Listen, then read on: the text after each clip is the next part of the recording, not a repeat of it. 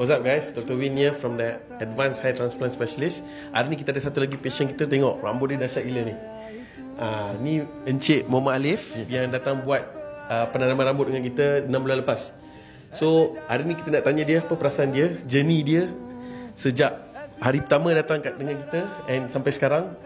Apa macam mana servis kita kat sini, all good ke tak? So Encik Alif. Okey, alhamdulillah, result rambut saya selepas 6 bulan memang betul-betul tebal. Result yang memang super lah. So far semua servis dekat sini memang terbaik. Terbaik. Itu je lah. Okay. So Encik Alif, cerita sikit, mula-mula kawasan botak dia kat mana? Kawasan dia, rambut saya ni kurang. Dia nipis. Lama-lama memang botak lah. Kawasan depan, bahagian depan dengan area atas ni sikit lah. Sekarang ni memang dah tebal lah. Selepas 6 bulan. Baru 6 bulan ni, belum lagi 1 tahun. Betul, belum lagi 1 tahun. Kita akan tengok balik Encik Alif selama 1 tahun macam mana result penuh dia. Tapi untuk sekarang, saya sendiri pun dah gembira tengok rambut dia. Ciao guys. Baik.